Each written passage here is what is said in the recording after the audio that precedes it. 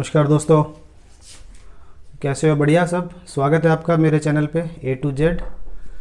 और मैं उम्मीद करता हूँ कि जो लास्ट लेक्चर मैंने आप लोगों के साथ डिस्कस किया था वो आपने देखा होगा, उसके नोट्स बनाए होंगे, समझने की कोशिश की होगी। तो नए लेक्चर के साथ फिर आज हम बढ़ जाते हैं। आज हम करेंगे discuss present continuous tense.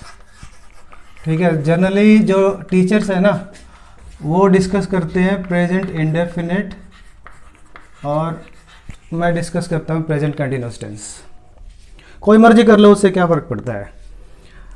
Present continuous tense discuss कर रहा हूँ आप लोगों के साथ, कल इंडेफिनिट करूँगा प्रेजेंट इंडेफिनिट। अब देखो लास्ट, अगर मेरा आपसे निवेदन है कि जिसने भी ये जो फर्स्ट टाइम मेरा लेक्चर देख रहा है वो पिछले लेक्चर्स जरूर देख ले, नहीं तो कुछ समझ में नहीं आएगा। मेरे लेक्चर्स है ना, जो ये वाला लेक्चर होगा वो बेस्ड होगा पिछले लेक्चर्स पे। जो नया है, बिगिनर है, फर्स्ट टाइम देख रहा है, तो उससे मेरी रिक्वेस्ट रहेगी कि वो मेरे पिछले के वीडियोस जरूर देखे। सीरीज़ में डाले हैं मैंने सारे।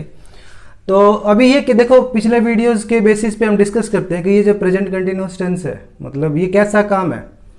कैसा काम है? ऑब्वियसली कंटिन्यूस है तो इसका मतलब काम चल रहा है। अगर इसमें कंटिन्यूस शब्द आया तो इसका मतलब काम चल रहा है। और कहाँ चल रहा है? प्रेजेंट में चल रहा है। इसका मतलब ये ऐसा काम है जो प्रेजेंट में चल रहा है।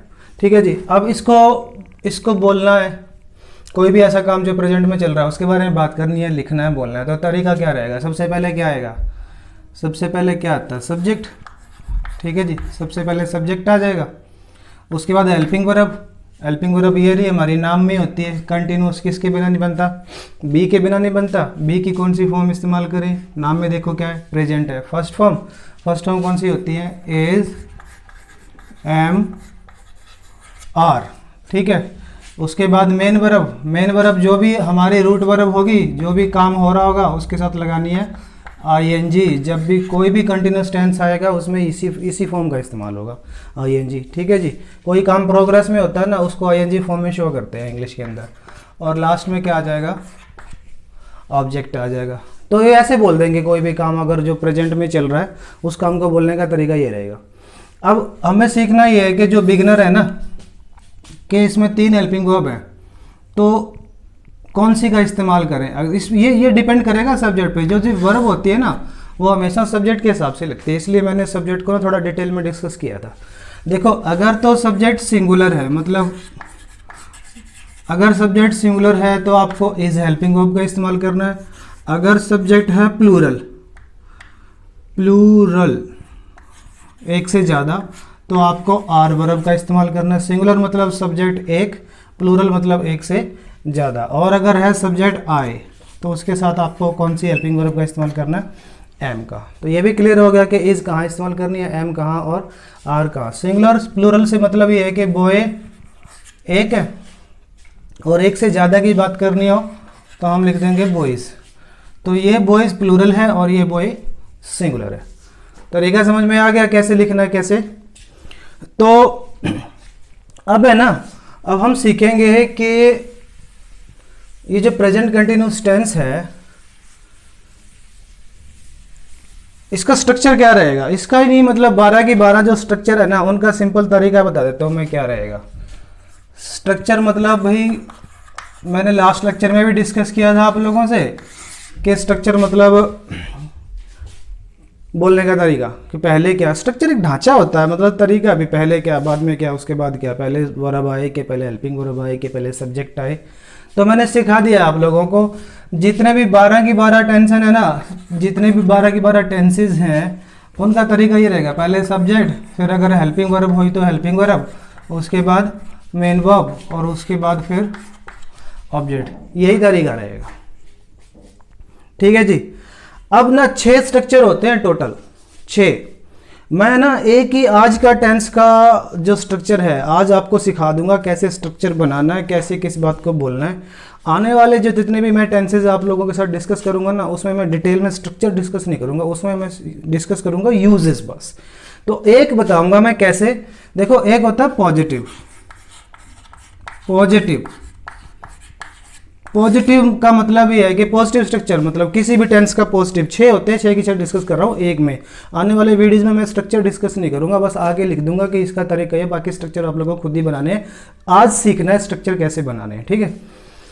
ये स्ट्रक्चर पढ़ा ही है, सबका यही होता है, पहले सब्जेक्ट आता है, फिर हेल्पिंग वर्ब आता है, ये मेन वर्ब आता है, ये ऑब्जेक्ट आता है। ये पॉजिटिव स्ट्रक्चर है, मतलब कोई काम अगर मैं पढ़ा रहा हूँ तो पॉजिटिव स्ट्रक्चर है, अगर मैं नहीं पढ़ा रहा तो ये नेगेटिव स्ट्रक्चर है, ठीक है जी।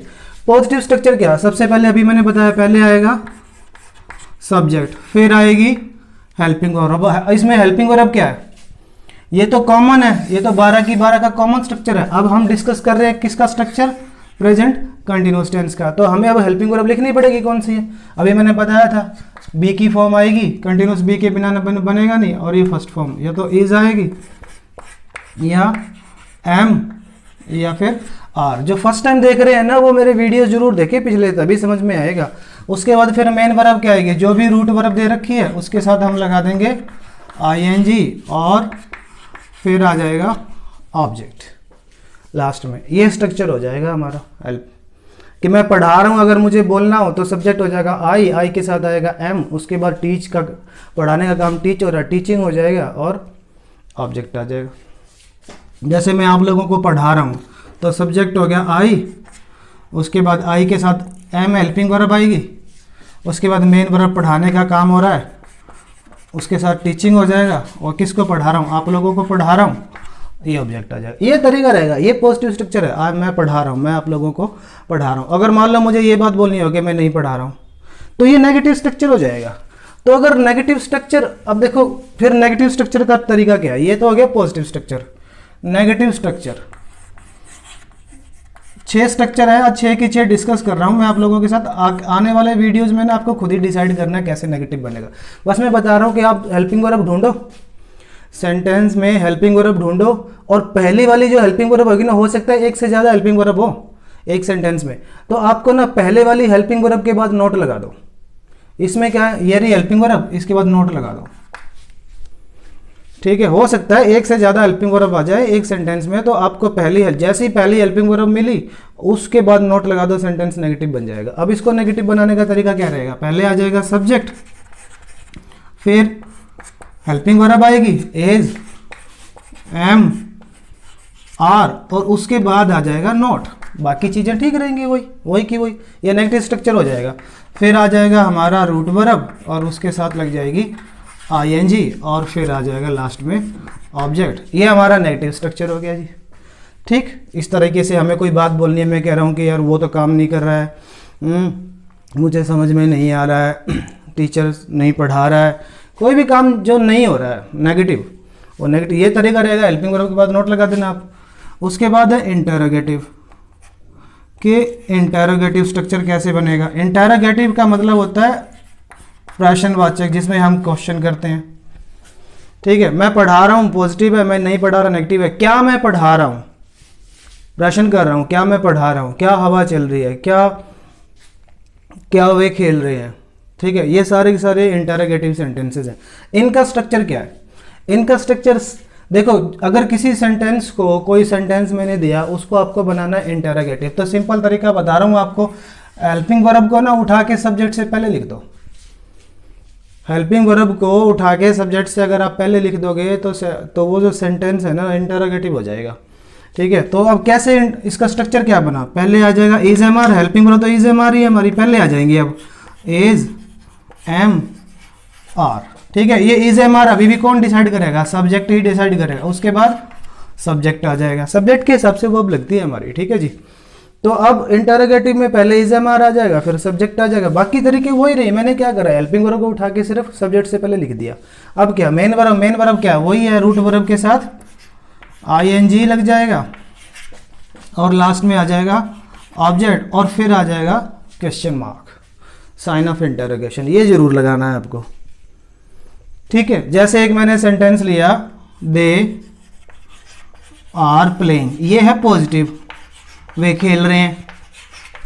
इसको नेगेटिव करना हो तो हेल्पिंग वर्ब के बाद नोट लगा दो, दे आर नॉट प्लेइंग, ठीक है। अगर मैं कहूं कि यार वो खेल रहे हैं, तो फिर क्या करेंगे, हेल्पिंग वर्ब को ना सब्जेक्ट से पहले लिख दो, आर दे प्लेइंग, बस इतना ही सिखाया मैंने आपको अभी, और यहाँ पे आ जाएगा क्वेश्चन मार्क। क्लियर? तो मेरे ख्याल से कोई मुश्किल नहीं है। आज ही डिस्कस कर रहा हूँ मैं। आने वाले लेक्चर्स में ना मैं आपके साथ स्ट्रक्चर डिस्कस नहीं करूँगा, बस आके बताऊँगा कि ये तरीका है बोलने का, फिर मैं सिर्फ यूजेस सिखाऊँगा। जितने भी मैं जिस तरीके से बना रहा हूँ ना, सबका सेम ही बनेगा आने वाले टाइम में, सबका सेम स्ट्रक्चर बनेगा आगे। अच्छा, फिर है चौथा जो स्ट्रक्चर है इंटेरोगेटिव प्लस नेगेटिव। इंटेरोगेटिव भी है और वो सेंटेंस कैसा है, नेगेटिव भी है। उसका स्ट्रक्चर क्या रहेगा, सेम है। इंटेरोगेटिव तरीका वही रहेगा, हेल्पिंग वर्ब सब्जेक्ट से पहले आ जाएगी। अब इसमें नोट भी आ गया। इंटेरोगेटिव स्ट्रक्चर जैसे मैं पढ़ा रहा हूँ ये पॉजिटिव है, मैं नहीं पढ़ा रहा नेगेटिव है। क्या मैं पढ़ा रहा हूँ ये इंटेरोगेटिव है, क्या मैं नहीं पढ़ा रहा ये इंटेरोगेटिव भी है और नेगेटिव भी है। अब इसका क्या तरीका रहेगा, सेम तरीका। इंटेरोगेटिव तो है ही है, ये वही पैटर्न फॉलो कर रहे हैं हम लोग। पहले आएगा हेल्पिंग वर्ब, फिर सब्जेक्ट, फिर रूट वर्ब के साथ आईएनजी और फिर ऑब्जेक्ट। अब ये साथ में ना नेगेटिव भी है, तो हमेशा आपको पता क्या करना, सब्जेक्ट के बाद नोट लगाना बस।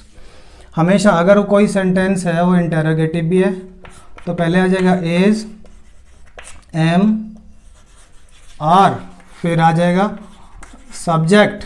यहाँ नोट लगाना, सब्जेक्ट के बाद नोट लगा देना। वही तरीका है, फिर रूट वर्ब के साथ आईएनजी लगनी है, मेन वर्ब, और फिर ऑब्जेक्ट आ जाएगा हमारा और लास्ट में क्वेश्चन मार्क आ जाएगा। वही तरीका रहेगा same. Is am are subject, subject के बाद नोट लगाओ। ठीक है जी, ये चौथा स्ट्रक्चर है। अच्छा, कुछ जो क्वेश्चन वाले सेंटेंसेस होते हैं ना, इंटेरोगेटिव सेंटेंसेस, वो WH वर्ड से बनते हैं। पांचवा तरीका बता रहा हूँ। उसका तरीका क्या रहेगा, पहले WH वाला वर्ड आ जाएगा, उसके बाद सेम ही तरीका इंटेरोगेटिव सेंटेंस लिखना। हेल्पिंग वर्ब पहले आएगी, हेल्पिंग वर्ब है हमारी इज एम आर, फिर उसके बाद सब्जेक्ट, फिर मेन वर्ब रूट वर्ब के साथ आईएनजी, और फिर ऑब्जेक्ट, और लास्ट में क्वेश्चन मार्क। अच्छा, कुछ WH वाला, जैसे मैं एग्जांपल देता हूँ हिंदी में, जैसे कि वे क्या कर रहे हैं, वे कहाँ जा रहे हैं, ये है WH वाले। ठीक है, मैं डिफरेंस भी बता दूंगा कि WH वाला इंटेरोगेटिव सेंटेंस और सिंपल इंटेरोगेटिव सेंटेंस में फ़र्क क्या है। अभी वेट ए मिनट, थोड़ी देर में बताता हूँ आपको। और छठा जो स्ट्रक्चर ना, ये है पांचवा। छठा स्ट्रक्चर ये नेगेटिव भी हो सकता है, जैसे कि वे वहाँ क्यों जा रहे हैं नहीं, वे वहाँ पे क्यों काम नहीं कर रहे हैं। मान लो अब ये WH वाला भी हो गया और नेगेटिव भी हो गया, दोनों ही हो गया। ठीक है जी। वे स्कूल में क्यों नहीं आ रहे हैं, वह मेरी बात क्यों नहीं मान रहा है। अब इसमें ये इंटेरोगेटिव भी है और नेगेटिव भी है, तो तरीका वही रहेगा, सब्जेक्ट के बाद नोट लगा देंगे, सेम रहेगा। छठा तरीका है कि पहले आ जाएगा WH वाला कोई भी वर्ड।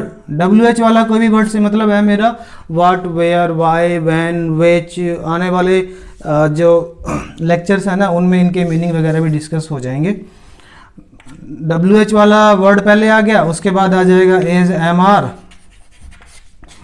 ठीक है, उसके बाद फिर ये देखो सब्जेक्ट प्लस में सब्जेक्ट, फिर नोट, सब्जेक्ट के बाद नोट लगा दो, इंटेरोगेटिव और नेगेटिव दोनों हो जाता है।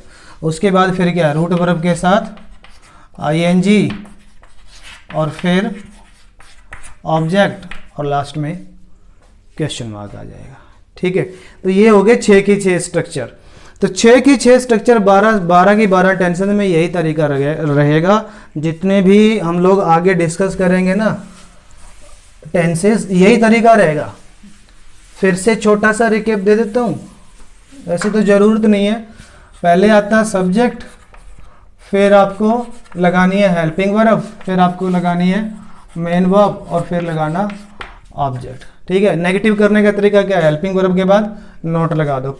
इंटेरोगेटिव करने का तरीका क्या है, हेल्पिंग वर्ब को उठा के सब्जेक्ट से पहले लिख दो, लास्ट में क्वेश्चन मार्क लगा दो। अगर कोई सेंटेंस इंटेरोगेटिव भी है और नेगेटिव भी है, दोनों ही है, तो फिर सब्जेक्ट के बाद नोट आ जाएगा, हेल्पिंग वर्ब सब्जेक्ट से पहले आएगी, वही तरीका रहेगा। ठीक है जी। तो एक WH वाला वर्ड आ गया तो WH वाला वर्ड पहले आ जाएगा, और उसके बाद सेम स्ट्रक्चर रहेगा हमारा। अब देखो फर्क कैसे रहेगा कि कोई क्वेश्चन है ना, अपने को पता कैसे लगेगा कि ये WH वाला या सिंपल क्वेश्चन है। जैसे कि देखो इनमें फ़र्क समझना, छोटा सा डिफरेंस बता रहा हूँ, और यही तरीका सब सारी इंटरोगेटिव सेंटेंसेस पे लागू होगा। जैसे क्या वह सो रहा है, मान लो मैंने हिंदी में एक छोटा देसी तरीके से समझा रहा हूँ, और आज ही समझा रहा हूँ इसको डिटेल में, स्ट्रक्चर को। आने वाले को मैं जो मेरे जो लेक्चर्स रहेंगे ना, उनमें मैं ये डिस्कस नहीं करूँगा आपके साथ स्ट्रक्चर, फिर मैं यूजेस डिस्कस करूँगा। अच्छा, इधर मैंने लिखा वह क्यों सो रहा है, वह क्यों सो रहा है।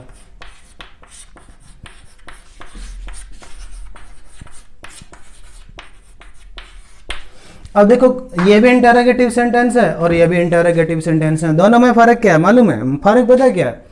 फ़र्क ये है कि ये जो क्वेश्चन है ना, इसका आंसर यस नो में दिया जा सकता है, और ये जो क्वेश्चन है ना, ये यस नो वाला नहीं है, इसका आंसर है ना यस नो के अंदर नहीं दिया जा सकता। बस देखो, क्या वह सो रहा, अगर वो सो रहा है तो कह देंगे यस। मैंने पूछा क्या वो सो रहा है तो बोल दो यस।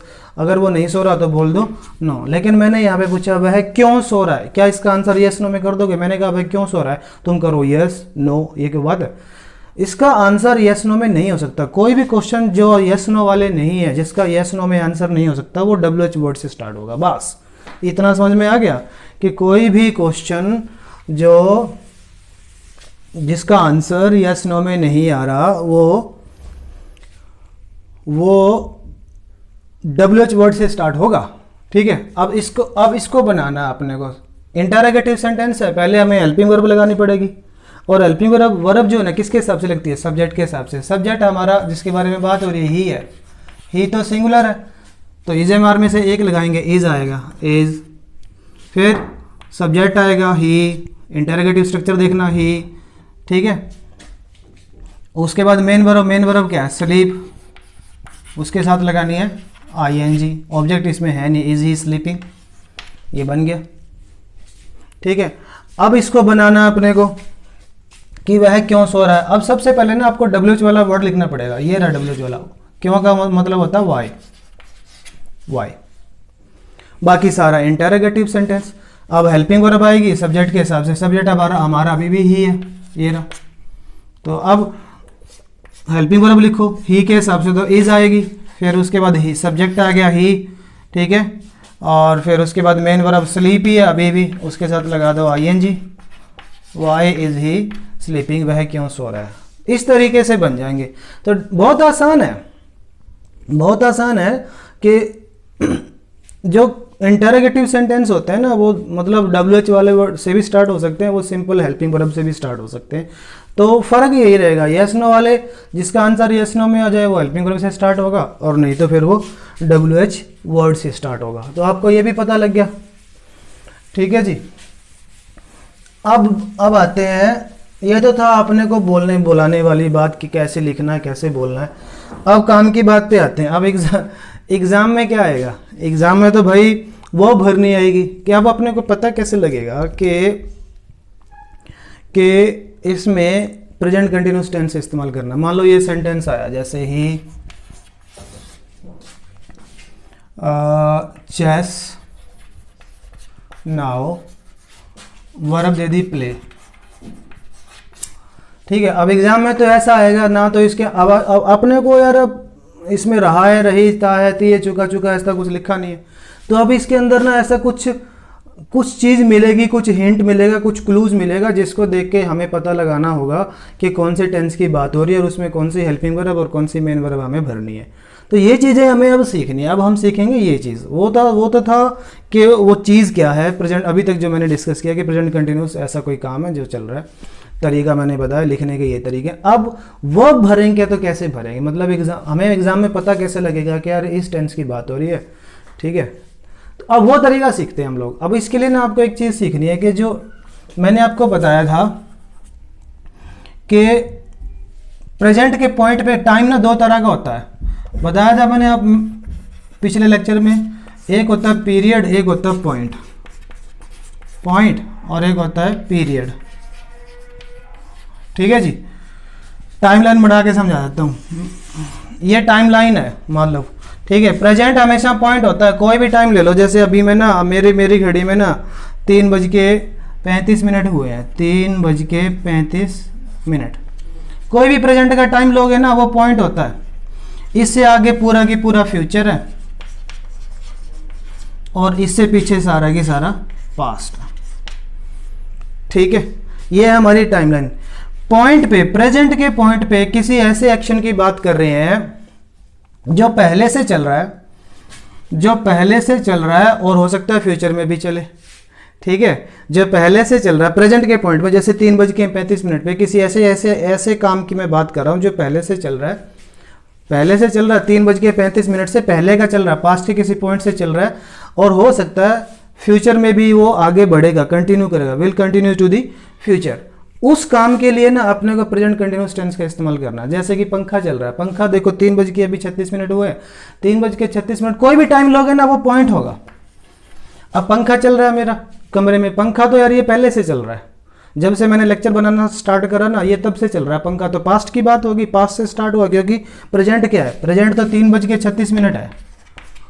ठीक है, ये पंखा इससे बहुत पहले से चल रहा है, 10-12 मिनट से पहले से चल रहा है, मान लो 10 मिनट पहले से चल रहा है, तो पंखा कब से चल रहा है, 3:26 पे पंखा चलना स्टार्ट हुआ, तो ये काम, पंखा चलने का काम इस पॉइंट तक आ गया 3:36 तक, और जब तक ये लेक्चर चलेगा ना तब तक भी शायद वो पंखा चलने का काम चलता रहेगा। तो कोई भी काम जो प्रेजेंट के पॉइंट पे इस समय चल रहा है, पास्ट में स्टार्ट हुआ, हो सकता है फ्यूचर में भी वो कंटिन्यू, उस काम को प्रेजेंट कंटिन्यूस टेंस में लिखना है। अब उसको अब हमें पता कैसे लगेगा, उसका हमें पता कैसे लगेगा कि भाई ये जो काम है ना पास्ट में स्टार्ट हुआ, प्रेजेंट में भी चल रहा है और फ्यूचर में भी हो सकता है ये कंटिन्यू रहेगा, तो उसका पता कैसे लगेगा आपको बताता हूं मैं। देखो एग्जामिनर है ना हमेशा सेंटेंस के अंदर वो चुका चुका रहा रहे ताते कुछ नहीं लिखेगा, वो आपको क्लू देगा, हिंट देगा, जैसे ना, और उस क्लूज को, उन हिंट्स को, उन क्लूज को आप क्लूज बोल लो, हिंट्स बोल लो, या फिर आप इंडिकेटर्स बोल लो, आपकी मर्जी है, कुछ ना वो देगा। ऐसा इतनी बेवकूफ़ी एग्जामिनर कभी नहीं करेगा कि वो कोई इंडिकेटर ना दे, कोई हिंट ना दे, कोई क्लूज ना दे कि एग्जामिनर कौन से टेंस की बात कर रहा है, वो देगा। इसके अंदर ना आपको वो क्लूज पकड़ने हैं। ये रहा नाउ, नाउ, ठीक है जी, नाउ आया। नाउ का मतलब क्या है, अब का मतलब क्या है, अब का मतलब ये वाला टाइम 3:38। कोई भी प्रेजेंट का टाइम होता है ना, पॉइंट होता है, तो आप एग्जामिनर पॉइंट देगा आपको वो पॉइंट पकड़ना। कोई भी प्रेजेंट का टाइम है ना पॉइंट होगा, याद रखना, प्रेजेंट का टाइम हमेशा पॉइंट होता है, प्रेजेंट हमेशा पॉइंट होता है, पीरियड नहीं होता कभी भी। ठीक है, 3:38 का ये पॉइंट आ गया, नाउ आ गया। नाउ का मतलब अब का मतलब प्रेजेंट, अब ये वाला टाइम उसके 3:38। अब इस पे ना कोई ऐसी वर्ब देगा जो टाइम टेकिंग है, मतलब कोई ऐसे एक्शन की बात कर रहा जिसको लगेगा टाइम करने में, हमेशा प्रेजेंट कंटिन्यूअस टेंस में लिखना। ठीक है, अगर आप चेस खेलोगे, वो कह रहा है देखो खेलने का काम हो रहा है क्या, चेस, तो इसमें तो टाइम लगेगा, 10 मिनट, 20 मिनट, 30 मिनट, ज़्यादा एक दिन भी लग जाता है। ठीक है, अपने पास टाइम है, ये चेस खेलने का काम हो रहा है, तो जब भी अपने पास पॉइंट आए, ठीक है, कोई पॉइंट का इंडिकेटर मिलेगा, वो इंडिकेटर पकड़ने, उस पॉइंट पे किसी ऐसी एक्शन की बात हो रही है जिसको लगेगा समय, टाइम टेकिंग एक्शन। ठीक है, टाइम टेकिंग एक्शन, उसको हमेशा प्रेजेंट कंटिन्यूस टेंस में लिखना है। कुछ एग्जाम्पल लेते हैं, इसी को ले लेते हैं। अब ये वर्ब आया अपने पास प्ले, टाइम आया नाउ का मतलब अब मतलब प्रेजेंट का टाइम, और चेस खेलने में टाइम लगेगा भाई, टाइम टेकिंग एक्शन है, तो इसको हमें लिखना है कंटिन्यूस टेंस में। प्रेजेंट की बात है तो प्रेजेंट कंटिन्यूस, पास्ट की बात है तो पास्ट कंटिन्यूस, फ्यूचर की बात है तो फ्यूचर कंटिन्यूस टेंस। तो इसमें पास्ट का तो कोई बात है ही नहीं, अब की बात हो रही है, तो ये प्रेजेंट कंटिन्यूस टेंस हो गया फिर।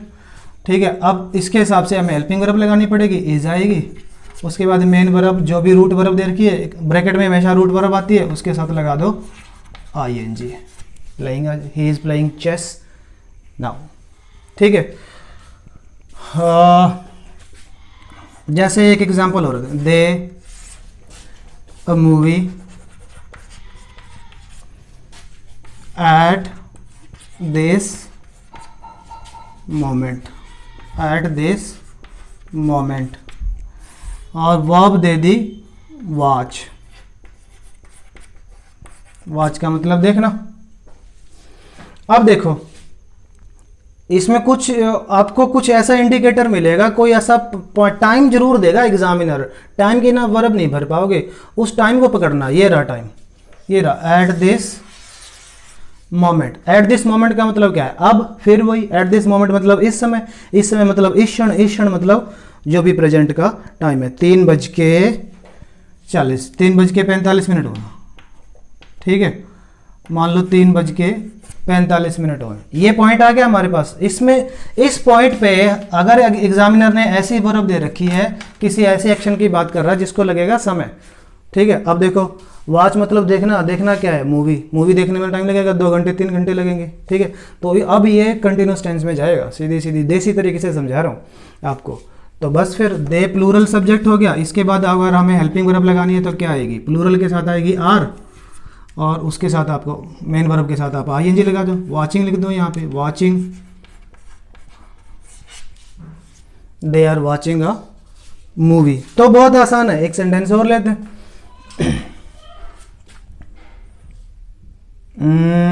शी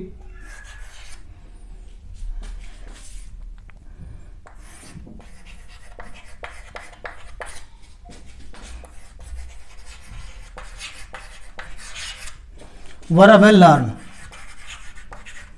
ठीक है। अब इसमें भी ना कोई इंडिकेटर जरूर मिलेगा आपको इस सेंटेंस में, कि उससे पता लगेगा ये आया दीज डेज। दीज डेज भी जब भी आ जाए ना दीज डेज, तो समझ लेना कंटिन्यूस टेंस की बात हो रही है, ठीक है। दीज डेज मतलब आजकल, आजकल मतलब present continuous tense, present continuous tense, ठीक है। अब देखो वर्ब क्या है, लर्न मतलब सीखना, म्यूजिक मतलब, भैया जब आपको ऐसे इंडिकेटर मिले these days, eight this moment, now, और उस पर ऐसी वर्ब की बात कर रहे हो जिसको समय लगेगा, जिसको करने में टाइम लगेगा, जो टाइम टेकिंग एक्शन है, जो टाइम टेकिंग वर्ब है, उसको हमें भरना है, तो प्रेजेंट कंटिन्यूस टेंस में जाएगा। अगर म्यूजिक सीखने की बात है तो एक दिन में म्यूजिक सीखने में तो टाइम लगेगा, ठीक है जी, टाइम लगेगा, तो आपको फिर प्रेजेंट कंटिन्यूस टेंस भरना पड़ेगा आपको। यहाँ पे आ जाएगा इज, क्योंकि सब्जेक्ट है, सब्जेक्ट के हिसाब से हेल्पिंग वर्ब लगेगी, इज आ गया। उसके बाद उसके साथ मेन वर्ब लगानी है, लर्निंग आ जाएगा यहाँ पे, learning, she is learning music these days, ठीक है। तो समझ में आ गया होगा आपको कैसे वर्ब भरनी है। कुल मिला के मैं ये कहना चाह रहा हूँ कि आप, एक एग्जामिनर है ना, इंडिकेटर देगा और उन इंडिकेटर्स को पकड़ना है आपको। और मैं लिखा देता हूँ सारे के सारे जो प्रेजेंट कंटिन्यूस टेंस में जो इंडिकेटर होते हैं ना, आप लोग नोट कर लेना। प्रेजेंट कंटिन्यूस टेंस कौन कौन से इंडिकेटर हैं जो आपको एग्जाम में देखने हैं। एक तो नाउ, नाउ आ जाए, एट प्रेजेंट आ जाए, एट प्रेजेंट आ जाए, एट दिस मोमेंट आ जाए, एट दिस मोमेंट, फिर दीज डेज आ जाए,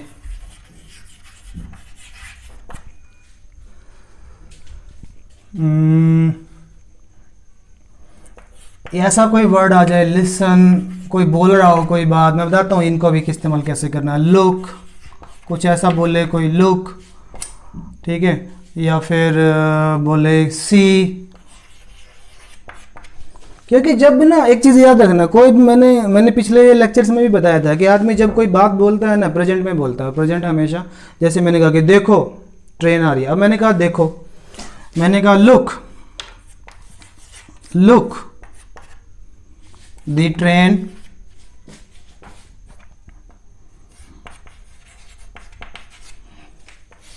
वर्ब आई कम, एक्शन,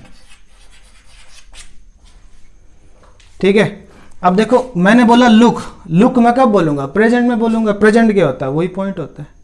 अगर मैं बोला लुक, सी, हियर, देखो क्या चल रहा है, लिसन, देखो, ये सारी बातें मैं कब बोलूंगा। कोई भी बात बोलने के लिए हम फ्यूचर में थोड़ा जा सकते हैं या पास्ट में भी नहीं जा सकते, हम लोग प्रेजेंट में बोलेंगे। और जब भी हम कोई बात बोलते हैं ना, जैसे लुक मैंने कहा देखो, या सुनो, देखो सुनो वो क्या बोल रहा है, कुछ भी बात, तो वो प्रेजेंट होता है। लुक मतलब उसने बोला लुक, कब बोला, प्रेजेंट में बोला। प्रेजेंट मतलब फिर कोई टाइम ले लो, 3:48 हो गया, लो ये भी पॉइंट है, ये पॉइंट आ गया अब, ठीक है। इस पॉइंट पे ये एक्शन काम, ट्रेन आ रही है, काम चल रहा है। जब भी अपने को ये इंडिकेटर मिल जाए ना, तो प्रेजेंट कंटिन्यूस टेंस का इस्तेमाल करना, ये वाले सारे, now, at present, at this moment, these days, listen, look, see, ये सब सारे, ठीक है। द ट्रेन, अब ये सब्जेक्ट हो गया हमारा, ट्रेन की बात कर रहे हैं, इसके हिसाब से हमें फिर अब हेल्पिंग वर्ब लगानी है, वो हो गया हमारा इज, और उसके बाद मेन वर्ब के साथ लग जाएगी ING, look, the train is coming. एक एग्जाम्पल और ले लेते हैं,